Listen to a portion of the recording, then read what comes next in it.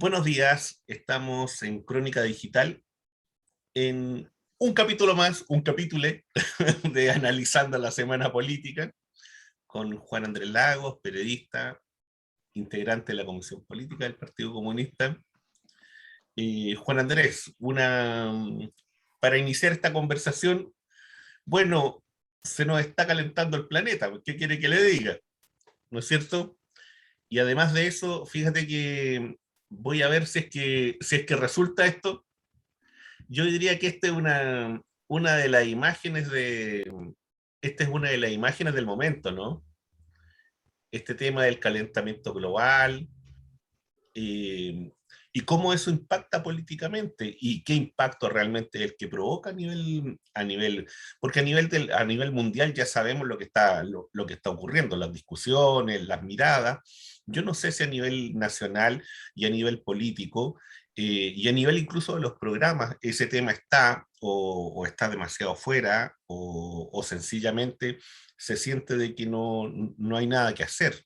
¿Cómo ves tú ese tema, Juan Andrés? Buenos días. Buenos días, Omar. Mira, a ver, yo lo veo bien crítico. Y lo que más me impresiona es que, bueno, uno de las élites económicas locales a nivel transnacional, yo no espero casi nada de esas élites, de las élites capitalistas, en fin, esas que creen que estamos, no sé, terminando la pandemia, estamos entrando a otra etapa de la humanidad, de la vida. Si tú miras las publicidades, por ejemplo, aquí y en todas partes del mundo, lo que te están transmitiendo es como eso, o sea, como la idea de que viene un nuevo ciclo y todos felices y forrados, y en fin, y los celulares de última generación, y la hipertecnología muestra mucha cara joven, en fin, mucha cara vieja también, pero llena de sonrisa. Yo no tengo nada, lo he dicho otras veces, con la sonrisa, ¿no? No tengo nada con él, al contrario. Pero el problema, creo yo, Omar, es que lo que yo percibo es un cinismo, un cretinismo muy grande para enfrentar lo que está viviendo la humanidad. Ese creo yo, una primera cuestión que hay que tener en cuenta. Y yo creo que lo único que puede enfrentar, a esta altura no sé si salvar del todo, porque de acuerdo a los diagnósticos que hacen personas, colectivos, humanitarios, científicos en todo el mundo, yo he escuchado muy poco de Chile. ¿Eh? Ayer escuché a una académica de la Chile que efectivamente decía lo que dijo hace varios meses atrás Janet Vega, consultora de la OMS chilena. Lo decía ayer también esta académica de la Chile, ¿no? Y salió en algunos medios, en algunos, así como de que la pandemia está totalmente relacionada con el tema del cambio climático. Y hay otras cosas que también están interrelacionadas. Entonces, frente a esa situación, claro, el gobierno de Estados Unidos dice que hay que apurar el tranco porque hay que tomar medidas para definitivamente terminar con el tema que está agobiando la capa de ozono, el oxígeno. Uh-huh. Hay cosas de ese tipo. Pero me quedo, Omar, con la sensación, con la percepción de que este planeta no sale de esta crisis si no es con un cambio cualitativo del sistema económico, cultural, político, que va mucho más allá de lo que hoy día existe en el mundo respecto de el empuje hacia esas transformaciones. Va mucho más allá. O Claro, sea, la crisis ya tiene nos que, pilló, ya claro, nos pilló. O sea, tiene que ver con esta crisis civilizatoria, ¿no es cierto? Con esta disputa civilizatoria y con esta dimensión que los pueblos originarios han llamado, ¿no es cierto?, esta civilización de la muerte. Tengo la impresión. yo creo que se empata con eso, sí. Eh, insisto, yo no, mira, en Chile están pasando cosas, pero demasiado críticas.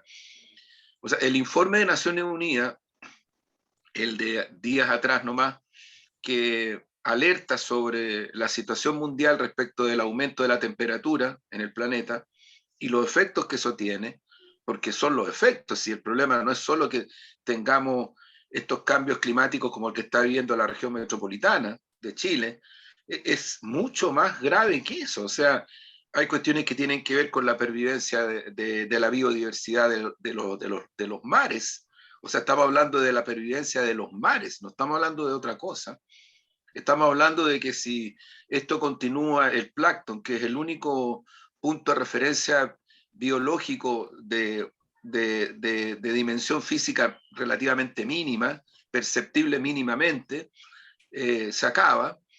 Estamos hablando de que la producción vacuna en el mundo está generando una situación, ya pasó los límites desde el punto de vista de cómo afecta eso, el oxígeno y la capa de ozono. Estamos hablando de que las deforestaciones y este loco nazi admirado por la derecha chilena, Bolsonaro, sigue insistiendo que ellos pueden hacer y deshacer y cortar todos los árboles que se les ocurra en el Amazonia, y ha vuelto a amenazar con pasar incluso por la propia constitución brasileña.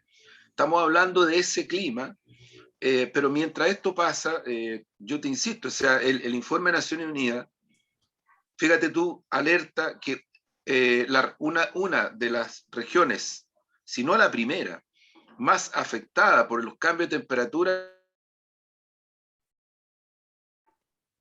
y tú lo único que tienes es una declaración de la ministra de Medio Ambiente que dice que esto ya no va más, pero yo no he visto ni a las parlamentarias ni a los parlamentarios transversalmente muy preocupados de este tema. Hasta me atrevería a decir que la propia sociedad civil, el pueblo, no tiene, está pasmado, está demasiado enfrentado a una crisis pandémica, a una crisis social, está sobre, Claro, está tratando es que en de la medida cuando, pervivir. disculpa, es que en la medida en que cuando tengamos la escasez de agua suficiente, cuando el tema de la Claro, electricidad empiece, ¿no es cierto?, a afectarnos en la cotidianidad de manera mucho más brusca y mucho más directa. entonces tardíamente, yo diría, hay reacciones de rechazo al proyecto Dominga, que es un proyecto que va a legislación hoy día. Pero yo no sé, te digo de verdad, casi es hasta, yo veo las reacciones incluso parlamentarias hasta como para que no digan que no protesté, pero que se crucen de verdad y frontalmente contra ese tipo de proyectos, de verdad uno no lo percibe, uno no ve que haya esa radicalidad, insisto, radicalidad para enfrentar la radicalidad de la crisis, porque no es que aquí se requiera decir, ya miren, ya no va el proyecto Dominga, es que tú tendrías que cambiar, empezar a cambiar ahora ya, el proyecto, más que el proyecto, la forma como opera la economía en Chile, cómo opera la lógica de las políticas públicas, es decir, cómo opera todo, porque tú me decías, cuando empieza a faltar el agua, si en el norte ya falta el agua, Ya falta, y en el sur también. y en el sur también. Y como gran solución están pensándose en desalinizar el agua del mar. Pero ocurre que todos los estudios que están saliendo en todo el mundo te dicen que el mar lo estamos liquidando.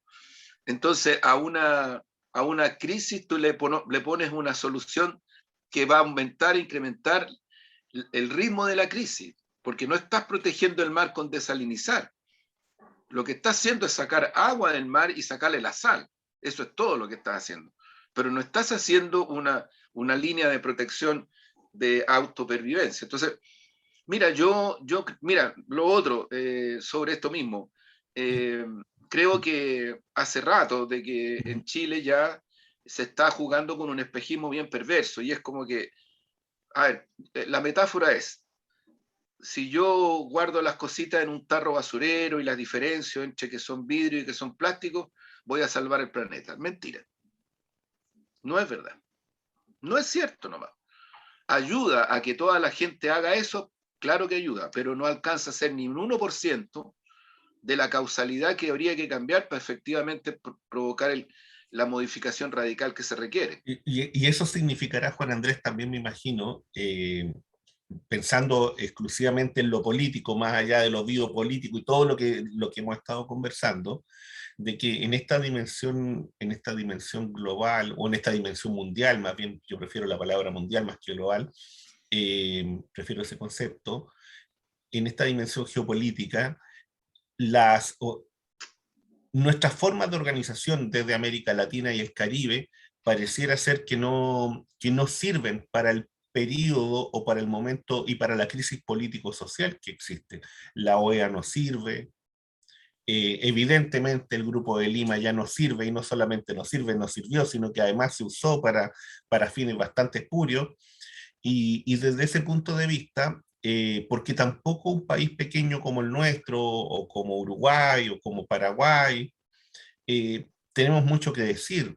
Distinto es si fuera, ¿no es cierto?, una organización con mayor peso geopolítico y continental, ¿no? Creo yo, ¿o no? Sí, mira, ese es otro tremendo, está totalmente vinculado. Yo lo he comentado en estos días, el tremendo discurso de López Obrador al asumir como presidente pro tempore de la CELAC, en un momento en que el presidente del Perú, el presidente Pedro Pedro Castillo, Castillo. ha reafirmado que Perú sale de este engendro que armó Heraldo Muñoz con gente de Estados Unidos y con otros más, porque esa es la verdad, el Grupo de Ujú. Lima, el presidente, eso fue armado por la lógica de acá, con los norteamericanos.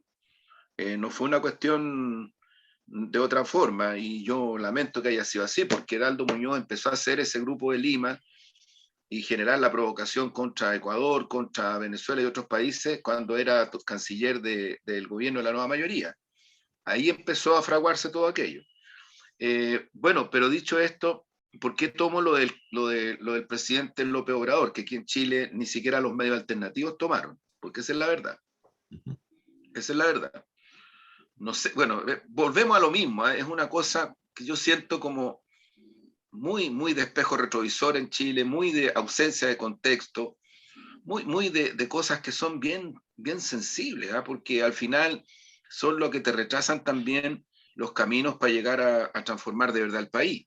Te lo retrasan, porque nos damos vuelta como pirinola en los mismos espacios contextuales, en fin, reformitas van, reformitas vienen, en fin, una cosa muy poco transformadora en lo sustantivo.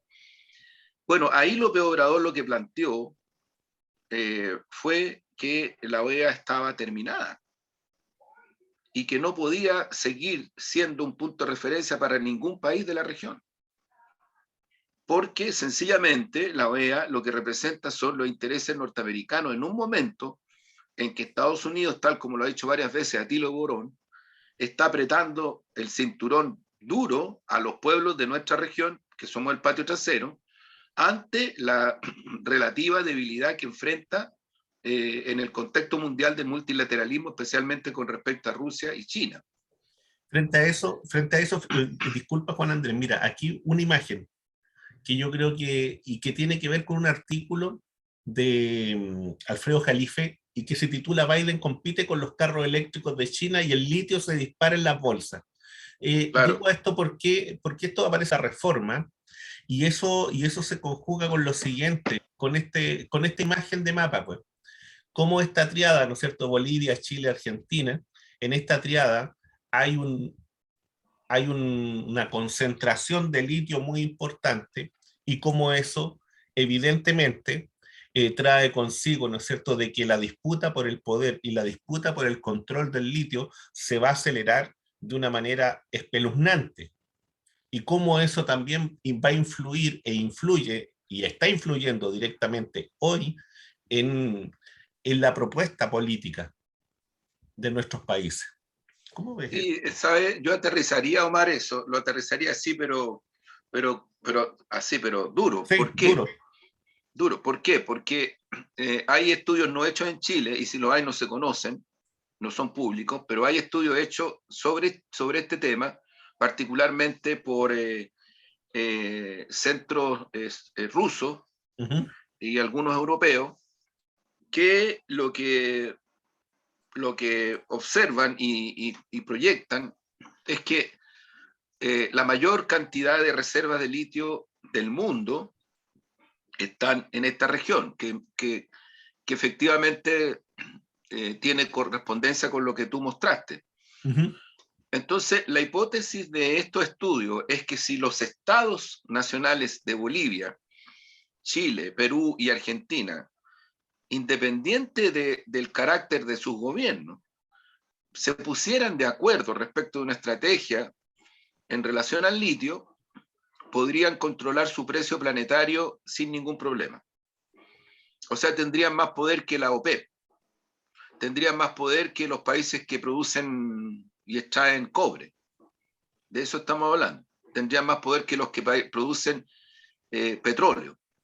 Entonces la pregunta es, ¿por qué esto no ocurre? Bueno, la respuesta es porque en particular Chile es un país dirigido políticamente por transnacionales y por grupos bancarios que no son chilenos. No son chilenos. Ahora, ¿de dónde son las transnacionales? Como decía Allende, no tienen país, no tienen patria, no tienen Estado. Por eso se llaman transnacionales, son corporaciones que operan en distintas zonas del mundo sobre la base finalmente de intereses familiares. La mayoría son, y eso la prensa hegemónica chilena lo muestra como si fuera una gran gracia. Para mí me resultó hasta vergonzoso esto de mostrar, por ejemplo, varias veces millonarias y millonarios que van fuera del planeta, como si fuera una especie de, de espejo de la humanidad, o sea, de verdad. Y yo creo que eso en Chile está muy instalado. Entonces, el punto es que el Estado chileno y los gobiernos de la concertación y de la derecha, e incluido el de la nueva mayoría, yo diría que no hicieron nada, pero nada, al contrario, para ir en la dirección estratégica de generar un control del litio con esta mirada que aparece como una posibilidad cierta, no solo de incidir en la humanidad positivamente, sino que financiar tus políticas públicas. O sea, Omar, no el gobierno anterior al anterior de Bolivia, que estaba encabezado por el presidente Evo Morales, hizo negociaciones primero con transnacionales de origen francés, Y esas transnacionales con mucha prepotencia trataron de extirpar todo lo que podían, pero el Estado, el gobierno boliviano les puso términos de referencia para una negociación, entre otros, que no iban a poder tener acceso a una propiedad concesionada como lo que hizo Lago Escobar, por ejemplo, en Chile, o como lo hizo Frei Ruiz Tagle, en fin, como lo han hecho todos, ¿no? Todos. También Piñera, por cierto, también Piñera. La familia Piñera en sí misma es un grupo de poder económico financiero que, según Forbes, está entre las 10 familias más millonarias y multimillonarias del planeta. Entonces, te comento esto porque en esas negociaciones, primero con los franceses, después con transnacionales de origen alemán, el Estado boliviano con gobiernos revolucionarios, progresistas, multiculturales, plurinacionales, como el de Bolivia, encabezados por Evo Morales y ahora por Luis Arce, ¿qué lograron? Lograron mantener plenamente la soberanía de sus recursos y establecieron puntos de referencia para que esas transnacionales pudieran hacer alguna inversión dentro de Bolivia, pudieran generar alguna productividad dentro de Bolivia y extraer una tasa de ganancia no menor. Pero el punto es que a Bolivia esas negociaciones le implicaron no perder la soberanía y segundo, financiar el 80% de sus políticas públicas. Según las Naciones Unidas, en menos de 10 años, Bolivia logró lo que no ha logrado ningún país del mundo, incluido Chile, que fue reducir la extrema pobreza a casi el 5%, en un país donde la extrema pobreza era generalizada antes del proceso revolucionario. Bueno, eso ocurre en Bolivia porque Bolivia, el pueblo boliviano, incluido la resistencia con todas las formas de lucha que hicieron a un golpe de Estado fraguado e impuesto por Estados Unidos, hoy día les permite soberanía. Si en Chile... Conocido como el golpe del litio. Claro, exactamente, si eso es, si llegamos a lo mismo. Yo no creo que la hija de Trump y los agentones norteamericanos que prácticamente se compraron a todos los jefes policiales de Bolivia y algunos jefes militares que después arrancaron y están en Estados Unidos, protegidos por Estados Unidos. Por eso no los pueden procesar, porque están protegidos allá, se fueron, arrancaron.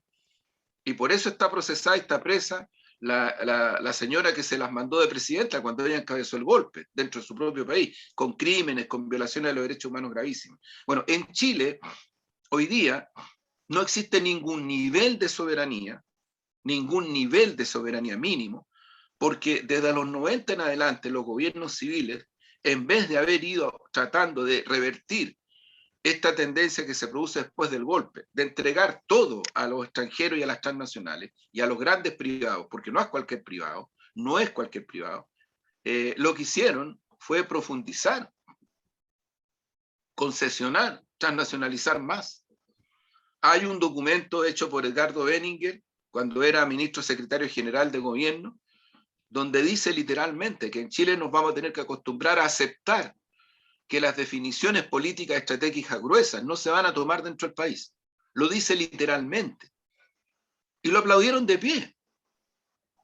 Lo aplaudieron de pie porque la concertación, yo diría, es un poder político cuyo eje estratégico está en estas transnacionales. Eso es.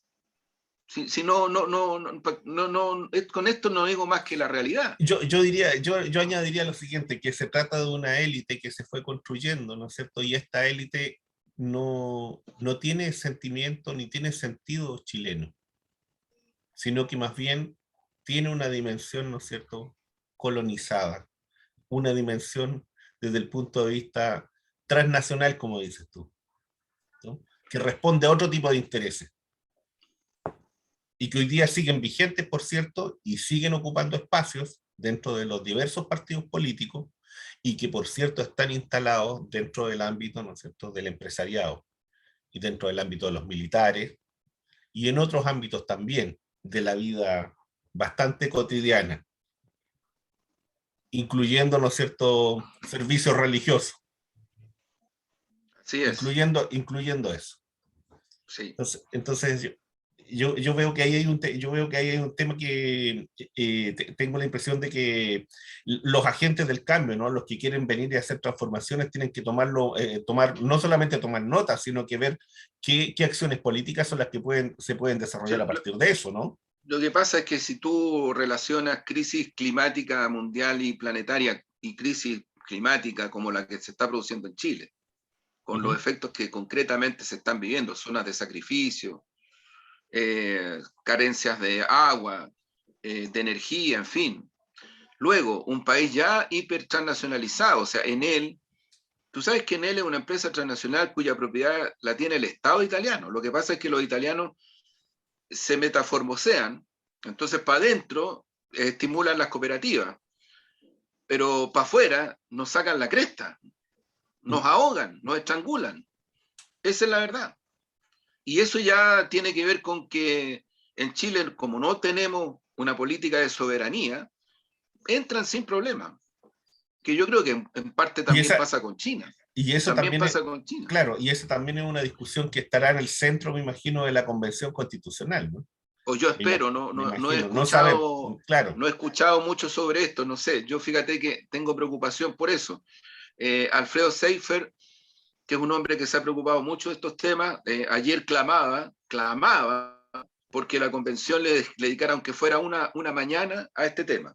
Clamaba, Omar, porque creo que entre la chimuchina y entre la acción descarada de la derecha por tratar de quitarle el sentido esencial y original a la constituyente, de repente como uno observa que la cosa se está poniendo espesa. Yo espero que, me da la impresión que por lo menos una mayoría importante del pueblo chileno está muy atenta y atento y van a intervenir en el proceso constituyente como lo hacen los pueblos, que no pidiéndole permiso a nadie.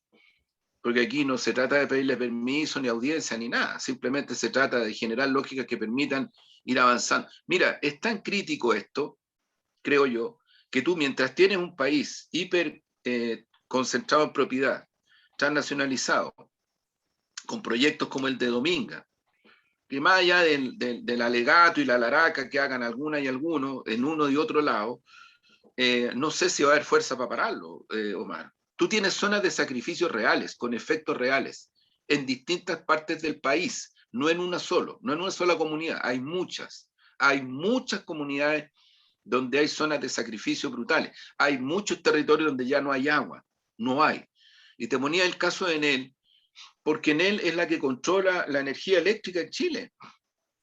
Y Enel ya tiene un plan estratégico a 50 años. Esto me lo dijo a mí el gerente general de Enel, con el cual conversé hace más de 2 años. Una persona, un italiano relativamente joven, 50 años, no sé, que no sé si todavía estará aquí en Chile, pero en ese tiempo era el gerente general de Enel. Y me dijo, nosotros tenemos un plan de 50 años y tenemos sociedad con la Shell.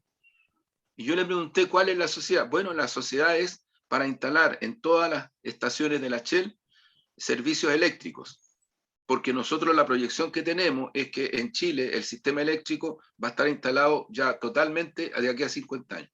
Entonces, la pregunta boba que yo le hice a este caballero y se sonrió, yo le dije, ¿y sobre qué base van a mantener el sistema eléctrico? Bueno, me dijo, hasta este momento tenemos una alianza con la empresa china que hace los buses Yutong.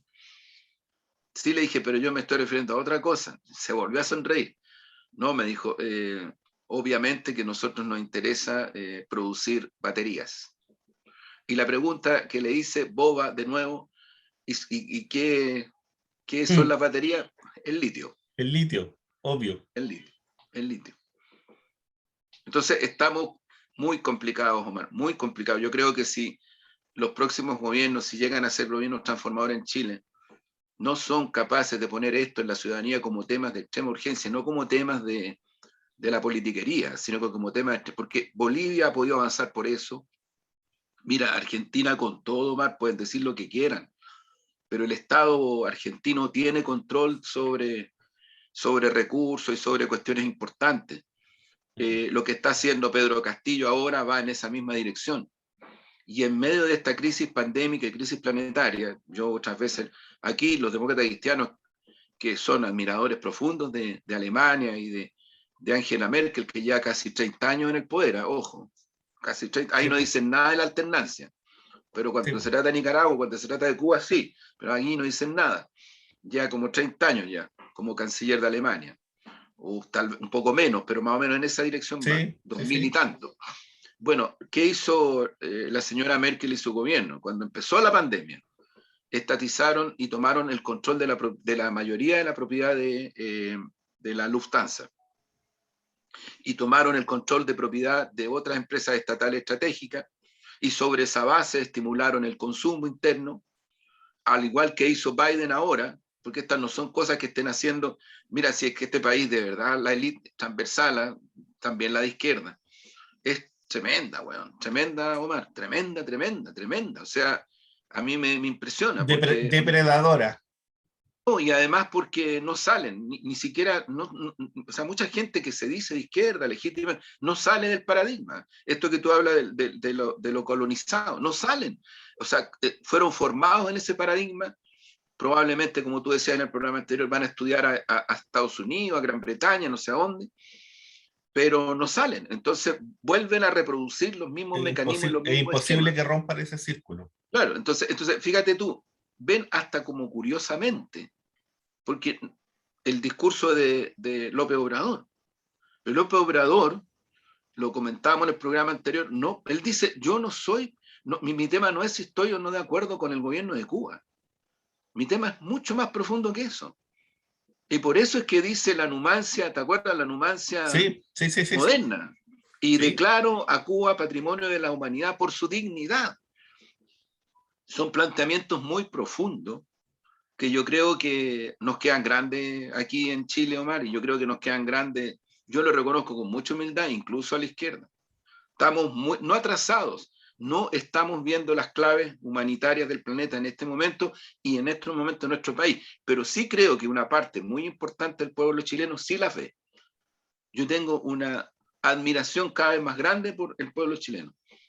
Porque el pueblo chileno no esperó que ninguna vanguardia, ningún nada, le dijera, miren, vamos a salir a la calle y vamos a generar un estallido. Lo generó.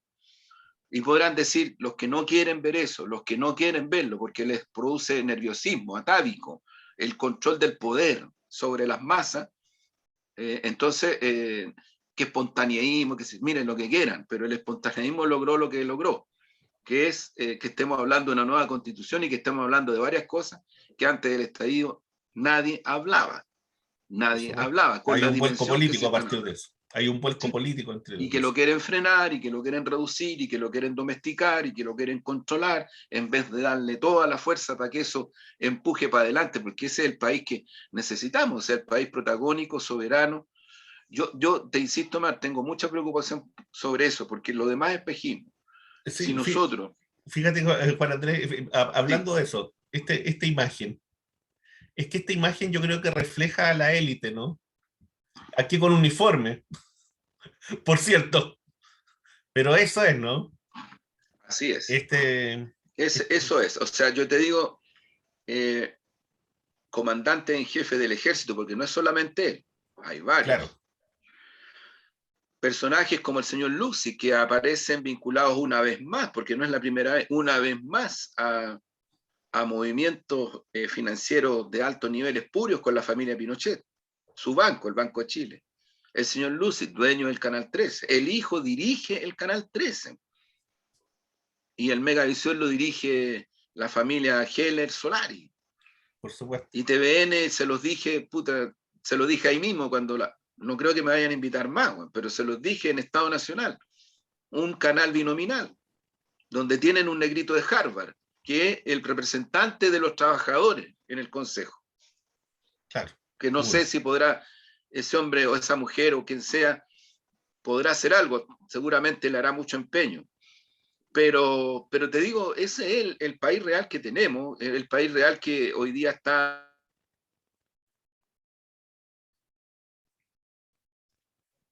Y tiene toda la razón Pamela Giles, yo en eso le encuentro toda la razón. Es Ujú. una ofensa muy grande, Omar, que parlamentaria o parlamentario o gente que sacan razones, no sé, de todo tipo, para, para decir que no es bueno el cuarto retiro, porque la gente se va a quedar sin ingresos, porque acá, porque allá. Y esa misma gente, y esos mismos partidos, esas mismas candidatas y candidatos presidenciales, y esos mismos parlamentarios y parlamentarios, no luchan por propuestas que efectivamente signifiquen que la gente no siga viviendo como está perviviendo. O sea, yo no he escuchado ni he visto nada, salvo el 10% en relación a las pequeñas y medianas empresas, en relación a la gente que está en la pervivencia. Nada, nada. Entonces, es, no es peligroso. Después le piden a la gente que no salga con violencia a las calles, no desprecie al Parlamento. No se dan cuenta lo que están haciendo. No se dan cuenta que la gente quiere un cuarto retiro porque es lo único que le permite pervivir. Perdona, Omar, la gente no es hueona. Como dice, tiene razón Rodrigo Mundaca, weón. Claro. Si la gente no es hueona, la gente sabe que al sacar sus pocos recursos se va a quedar sin pensión. Si lo Sí, saben, sí lo saben. si lo saben. Pero a mí me va a decir alguien que una pensión digna de 200, de 150.000, no sé, le va a permitir a alguien Y, y, vivir y, su. y está siendo generoso porque son de 120 y 130. Exacto. Entonces, Omar, el punto de referencia es que la gente va mucho más allá de la élite y de la clase, como le llamen, política económica, va mucho más allá, va mucho más adelante. Y en eso yo siento que hay gente como Alejandra Sepúlveda, como Marisela Santibáñez, como Pamela Giles, tienen toda la razón, tienen toda la razón, porque ninguna de ellas está planteando por esto defender el sistema FP, al contrario, lo que están planteando es que junto con esto hay que avanzar con extrema urgencia hacia un nuevo sistema de pensión. Mira, yo te digo, no quiero personalizar, pero Pamela Giles daba anoche en Mentiras Verdaderas un dato, Ujú. que era la cantidad de personas, millones, que eventualmente se quedarían sin recursos al sacar lo poco que les queda. Creo que son 1 millón o algo así. Y la cantidad de personas que todavía siguen con recursos, pero que Ujú. sacando el cuarto retiro les va a permitir pervivir 1 o 2 meses, porque no es más que eso tampoco. Claro, Porque el IFE, Omar, el IFE ya el gobierno anunció que en septiembre es la mitad. claro. Entonces, la Pamela Giles tenía razón, tiene razón cuando dice, alguien ¿Alguien cree que una persona puede vivir con 120.000, 140.000, 150.000 pesos? ¿Qué es el IFE? ¿Alguien cree eso? Entonces, siento que en este tipo de insensibilidades humanitarias, esta carencia de humanismo, siento que es lo que genera condiciones para los estallidos sociales que ojalá vengan lo antes posible, porque creo que en Chile lo único que ha permitido en nuestras últimas décadas, en estos últimos años, cambiar los términos de referencia, de discusión, de políticas públicas y de todo, ha sido la gente protestando y fuerte. Y No donde, y protestando fíjate que, fuerte. disculpa Juan Andrés, y fíjate que en una condicionante que es bastante dura, y es el hecho de que el costo de la vida, cómo se ha incrementado. Altísimo, ¿Cómo hoy día con 10.000 pesos vas a un negocio y no traes nada? Y vas al altísimo. supermercado y no traes nada.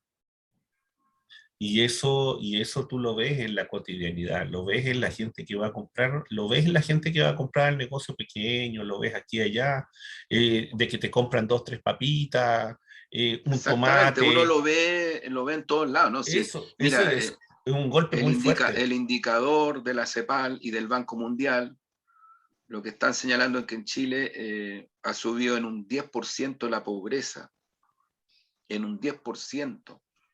Y esa medición no está dando el punto de referencia donde está las familias precarizadas, o sea, las familias que cuando les preguntan si tienen o no tienen trabajo, dicen, no, sí tengo. Y tú le dices, ¿y en qué trabaja? No, estoy vendiendo ropita ahí al lado del metro. Pero trabaja, sí, claro, sí trabajo. Entonces lo pone como que trabajan. O los precarizados que están todavía más al margen, que son personas que están con emprendimiento, como se le llama ahora, y que tienen niveles de retorno desde el punto de vista de los ingresos, pero paupérrimos. O los que se han endeudado con una crueldad tremenda por la contraparte del Banco Estado y otros bancos más, y con ese endeudamiento pueden enfrentar la pervivencia, pero a la vez empiezan a caer en la desesperación del no pago. O sea, cuando las empresas transnacionales de la electricidad en Chile te dicen que ya no pueden sostener las deudas de un año, las deudas por no pago de electricidad de un año. ¿Cómo vas a resolver esa situación si la gente que no paga hace un año es porque no tiene cómo pagar? No tiene cómo pagar. Cuando los Entonces, sistemas privados, disculpa, cuando los sistemas privados de salud te están diciendo de que fueron a la pérdida este año, sí, sí, claro. y resulta que las ganancias millonarias de una década y más, esas pasan a no, porque ahora no se nos está haciendo muy difícil. Oye, ahora no nos alcanza para tener otra clínica que era la que teníamos pensada. Exactamente. Bueno, mientras eso pasa, tú mostrabas la imagen de un comandante en jefe del ejército, de su esposa, que tenían Sí, gastos mensuales, creo que sobre los 100 millones de pesos. Es una cuestión impresionante. sí. Impresionante, Y impresionante. que tiene que ver, ¿no es cierto?, con esta condicionante de esta élite que está instalada en diversos sectores, ¿cierto? Y que tienen una mirada de aprovechamiento en el fondo de su espacio. No, no son espacios de servicio. Y es muy grave cuando se trata de servicios públicos como el mundo de las Fuerzas Armadas Muy grave, muy u grave, otros como el muy mundo grave. político. Mira, yo te digo, Omar, aquí se habla, bueno, poco de Bolivia, nada de Perú. Solo es cuando hablan es para sacarle la cresta a los presidentes, lo mismo Argentina, para Por denostarlo, supuesto. en fin. Igual que México, así se hace, o sea, lo mismo, pues que decir de Cuba, Cuba, un país bloqueado con una violación a derechos humanos a todo su pueblo. Es el país que saca más medallas en los últimos Juegos Olímpicos. En la América Latina y el Caribe. Sí, Claro, sí, saca por más ejemplo. medallas. Entonces Por uno ejemplo. dice, bueno, no lo estarán haciendo tan mal. Es el país, el único país del continente que está produciendo su propia vacuna. Su propia vacuna. Entonces, de verdad que es tan injusto lo que se hace contra Cuba, tan injusto. Es de una prepotencia, de una violencia tan grande, tan mezquina, tan antihumana, de verdad, que creo que impresiona, choca. choca mucho. En ese contexto, uno dice, pero ¿por qué el pueblo boliviano resistió al golpe y por qué restituyó la misma lógica política, social y económica que venía de antes con Evo Morales en el actual presidente? Bueno, hay élite en este país que cree que los pueblos son una manga de pelotudos o pelotudas y que hay que gobernarlo desde la autoridad, desde el concepto oligárquico, desde la dominación. Pero yo interpelo a la gente que no cree eso. Entonces quiere decir que en Bolivia el pueblo salió a defender algo que había construido y que le está haciendo bien como pueblo. Lo salió a defender incluso con sus vidas. Eso es lo que pasó. En Perú ocurrió ahora recientemente lo mismo, una votación estrechísima, estrechísima.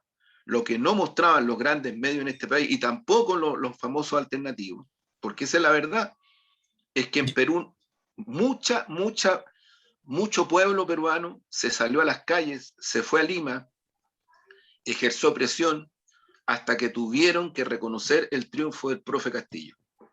Pero lo hicieron así, Y, y porque hoy, saben y lo que se fíjate que están hoy, jugando. Y fíjate que hoy día lo quieren arrinconar con los Sí, nombramientos, le quieren claro, colocar le quieren colocar todo tipo de marcos, que usted no puede nombrar a tal, que esto, que lo otro, que aquí, que allá. En definitiva, en definitiva lo que quieren, ¿no es cierto? Es venir y determinar quién puede ingresar y quién no, a ser y quién no, ministro, subsecretario, esto, aquí y allá, de acuerdo a sus propias categorías. de acuerdo a sus propias categorías. Yo lo que creo en ese sentido, Omar, que, insisto, a mí me da la impresión, de verdad, obviamente lo deseo y es mi convicción, pero me da la impresión de que en Chile viene una protesta generalizada grande en las próximas semanas, fuerte y grande. Ahora, todavía mayor si no aprueban el cuarto retiro. Fíjate que Porque te quiero decir de que hay uh-huh, algo, si hay algo que generó protesta antes de la decisión del Parlamento y la presión para que aprobaran, hubo bajo pandemia fuerte, había caceroleo, había barricada, había mucha protesta y los parlamentarios de la UDI que votaron a favor de retirar se dieron cuenta que en sus distritos la gente que vota por ellos dijo, oye, bueno, ¿sabes qué? No yo soy de derecha, pero si no me hacía esto, yo no voto por ti. La Pamela Giles anoche decía, ti tiene razón. Paula Narváez nombró a Boris, uh-huh, nombró a Sichel. uh-huh, Son, al parecer, los candidatos y candidata presidencial no nombró a Proboste, uh-huh, que al parecer han dicho que ellos no están de acuerdo con el cuarto retiro. claro. Les dijo, si ustedes votan o no dicen ahora que están por el cuarto retiro, no esperen que haya gente que vote por usted. Y no deja de tener razón. Por supuesto. Yo digo, no deja de tener razón. Entonces, si eso no ocurre, a diferencia de algunos grupetes elitarios, la indignación de la gente va a aumentar porque no va a tener recursos ni para septiembre, ni para octubre, ni para noviembre, ni para diciembre. Entonces yo digo, no sé, alguien podrá decirme de la concertación y todavía de la derecha que esto es puro populismo. Yo no sé si es populismo cuando tú no tienes cómo enfrentar el mes, weón, francamente. No sé si es populismo, weón. Es mucha Claro, crueldad lo que hay en Chile en sectores elitistas, weón. sí, Mucha, fíjate, mucha. mucha crueldad y fíjate que mucha mentira y mucha manipulación, mucho control de lo informativo y fíjate que en esto esta imagen la coloco acá con mucho respeto, ¿ah? De Sí, la detective Valeria Vivanco, ¿ah? Esta chica jovencita que fallece, ¿no es cierto?, en un operativo de una manera un poco extraña y que uno la coloco en el centro hoy día como, y dentro de la dimensión del análisis político por lo que simboliza. ¿En qué sentido? Que son familias de sectores medios bajos, que ven una esperanza y esa esperanza la construyen muchas veces en los ámbitos de las Fuerzas Armadas, ya sea carabineros, investigaciones u otros, y tienen que hacer un tremendo esfuerzo desde su bolsillo para que estos chicos, chicas ingresen, ¿no es cierto?, además de sus propias capacidades, y resulta que ocurre un desastre como ese, y más allá de cómo haya sido, que lo más probable es que haya sido un accidente, creo. No creo que el tipo haya querido, o quien haya sido, le haya querido disparar. Yo creo que fue un accidente.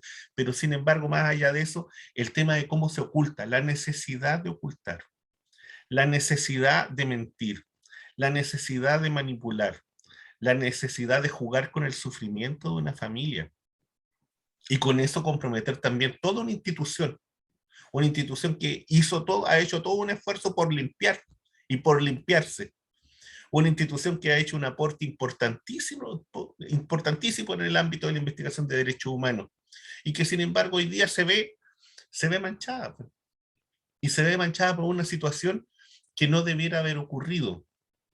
No el accidente, los accidentes pueden ocurrir siempre. Y en un operativo me imagino que la policía sabe que a veces te juega en el caricello. El problema es otro. El problema es cómo tú te construyes como institucionalidad. ¿Cómo ves eso? Y en relación, pensando en toda esta situación Mira, política nuestra, ¿no? sí, Omar, yo creo que se están produciendo cosas bien complejas. Yo otras veces lo hemos comentado. Eh, la información que yo dispongo es que por lo menos en algún sector del alto mando del ejército, luego de las situaciones que se empezaron a generar con los milicos en la calle, con armamento de fuego, Uh -huh. disparando, eh, me da la información que yo dispongo que a lo menos en algún ámbito del alto mando del ejército plantearon que hasta ahí llegaban porque esa no era tarea del ejército. Y lo hicieron ver al parecer al criminal gobierno de Piñera. Es que estas son las cosas que las que estoy mencionando, que están en la presentación que hizo la Comisión Chilena de Derechos Humanos ante la Corte Penal Internacional. Porque, porque Piñera está acusado de crímenes de lesa humanidad en la Corte Penal Internacional. Estas son de las cosas, o sea, porque no en todos los países para detener protestas, incluso bajo pandemia, se saca militares con armas de guerra. No, eso no es como lo normal. Ni siquiera Uribe, en y du Estados Unidos, Uribe y Duque. claro, ni siquiera en Estados Unidos hacen eso. Entonces, bueno, pero lo que hemos conversado, los estándares aquí son otros y están totalmente distorsionados antidemocráticamente y bueno, hasta bueno, hubo gente parlamentaria de la izquierda que votó por la ley antibarricada. ¿Sí, para qué nos hacemos los lesos? Si eso Claro. fue así, pues eso fue así. No ocultemos la realidad. Y otra cosa es que nadie quiere hablar de eso y todos estamos calladitos, así como que nadie... Pero fue así. Entonces, porque la presión era muy grande, porque en fin. Eh, y la gente sabe que eso fue así, o sea, si tampoco es que la gente sea tan ignorante, si yo creo que hay tanta falta de consideración y respeto al pueblo en ese sentido. Sí. Bueno, el punto de referencia para mí, Omar, es que, ¿por qué te comento todo esto? Porque yo creo que la PDI, que durante la primera década, en los 90 al 2000, fue prácticamente la única institución militar, policial, en donde algo se avanzó respecto de nuevos protocolos, respecto del concepto de policía que respeta los derechos humanos y todo eso, siento que con todo este proceso que está cursando ha tenido un retroceso notable, notable. Entonces no es el primer caso que un policía saca su arma, dispara, mata, y matan, no es el primer caso, hay situaciones de portonazo y otras. Hay el caso nuevo, no es la PDI, pero es el caso donde un carabinero mató a un niño porque disparó ahí en medio de la situación y en vez de pegarle el tiro al asaltante, le pegó al niño y lo mató. Entonces, yo creo que aquí hay una mezcla de protocolos, de una concepción represiva y de cosas que son bien oscuras, porque Omar, ¿sabes tú lo más grave? Es que por eso le piden la renuncia al director de homicidio de la región metropolitana, dentro de la PDI, al director de la brigada de homicidio de la región metropolitana, porque hubo encubrimiento y culparon a los dos, a dos cabros que los acusaron de ser parte de los que estaban haciendo la acción a la cual llegó la policía, hicieron montaje en sus casas y los acusaron a ellos de haber matado a la policía. Y ocurre que quien mató a la policía fue uno de ellos, los mismos policías. Entonces no es que solo hubo un equívoco, sino que hubo un montaje posterior, donde se culpó a dos personas. Bueno, esto mismo lo ha hecho la PDI, las fiscalías y varios tribunales de justicia para justificar la detención preventiva y las altas condenas a prisioneros y prisioneros políticos de la revuelta. Es el mismo procedimiento. Es exactamente el mismo. A mí eso me tiene alarmadísimo, porque creo que los hechos delictuales en este país están ubicados en otro punto de referencia. Mira, un tribunal acaba, si no me equivoco, de condenar a no sé cuántos años a una persona que cultivaba cannabis en su casa para atender, no sé si a una hija o a su esposa, por razones medicinales. Narcotráfico grande. En las sale a través de los bancos. ¿Qué hacen? ¿Dónde están las investigaciones? Nada. O sea, el gran negocio en narcotráfico es intocado en Chile. Es intocable. Pasa por los bancos, pasa por las tarjetas, pasa por el poder armado, reitero, en las poblaciones, y siguen las inmobiliarias, las inmobiliarias. por cierto. Entonces, el contraste es muy complejo porque tienes policías que reprimen, tienes policías que hacen montajes en contra de los que protestan, tribunales que los avalan, fiscalías que también avalan, que se amparan en leyes como la ley antibarricada. Me parece extraordinariamente grave lo que está ocurriendo. Lo ubico en ese contexto, porque no tuvieron ni un problema en hacer montaje para poder ocultar el asesinato de una compañera de armas, de institución, para culpar a dos cabros que no tenían nada que ver con eso, para salvar el pellejo.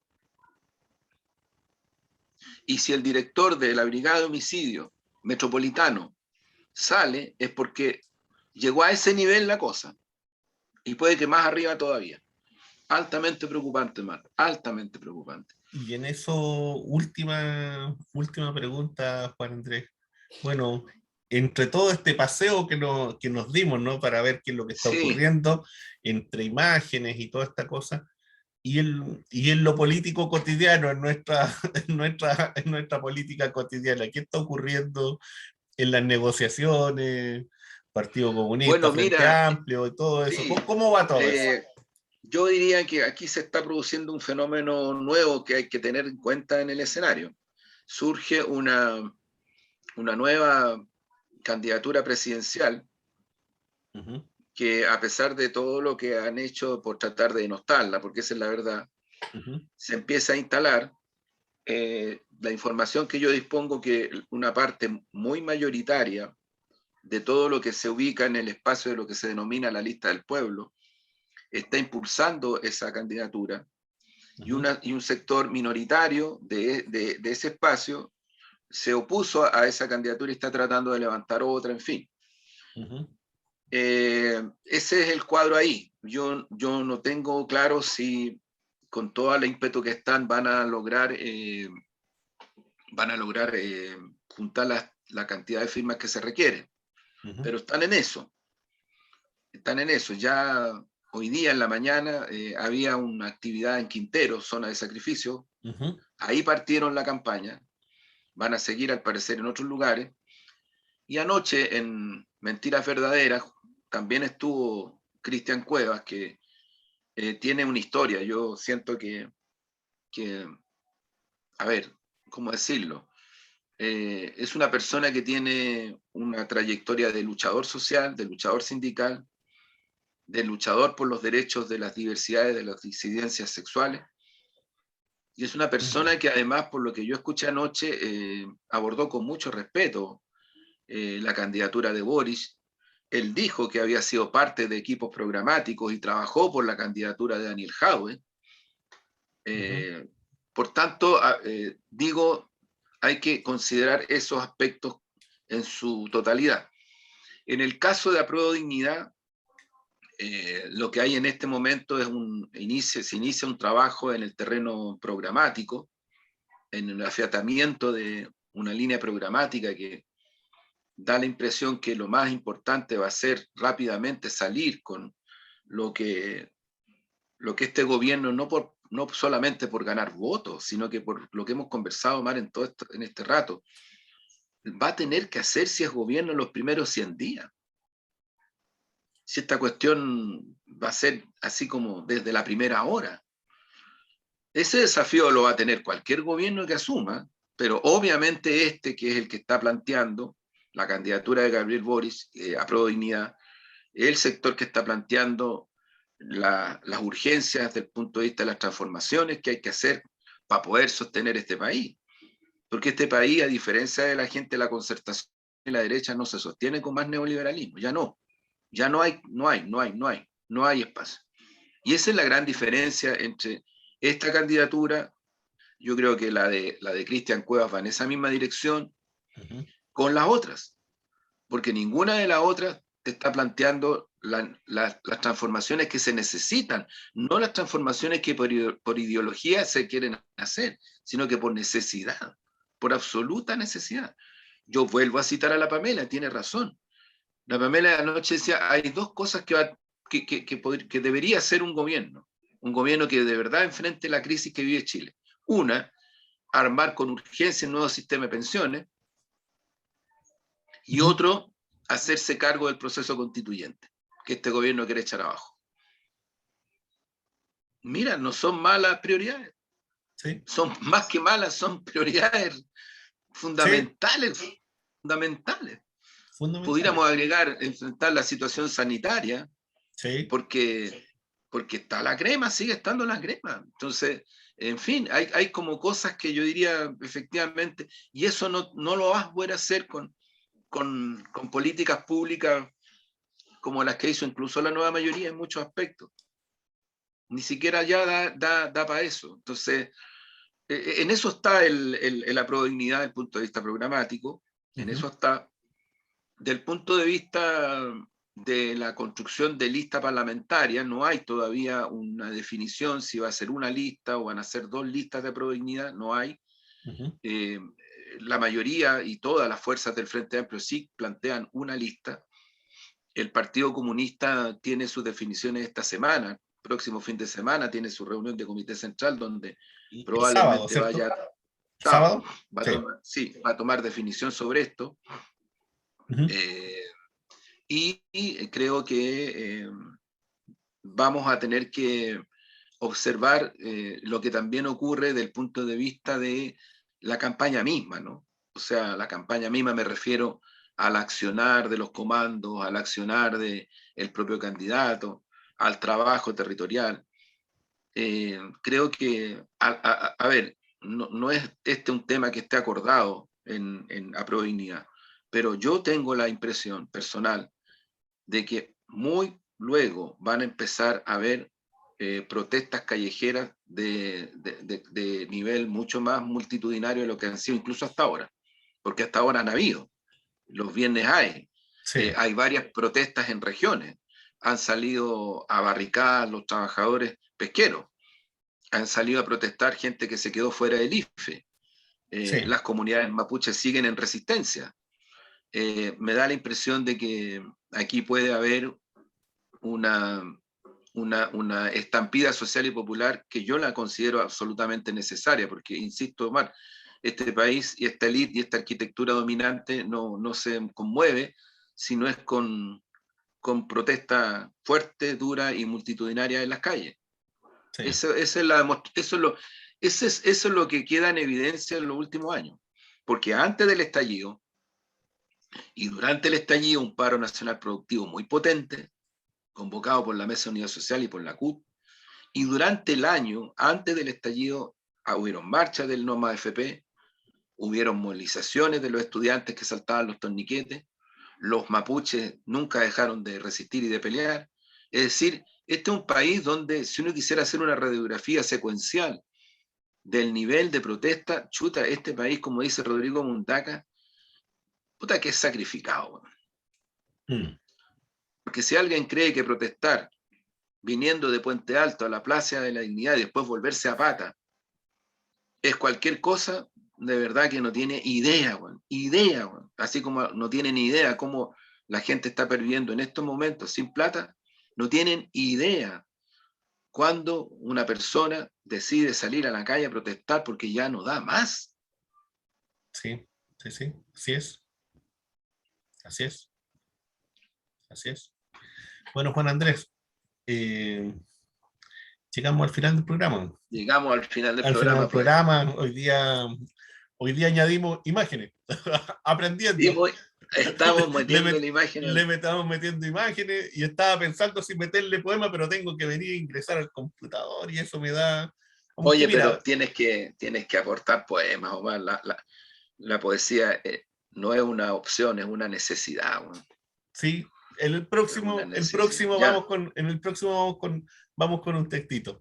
muy bien. Pero mira, agradecerte y ya, pues, y enviarle saludos a Florencia, que está por ahí. Sí, la vamos a tener yo creo que en los próximos programas. Sí, sí, sí. Y Está un a poco Iván a Iván, y a Crónica Digital, ¿cierto? Al café. a Eh, Iván que resiste ahí con su compañera, sí, pues, fuerte y sí. duro ahí en el café, ese hermoso café.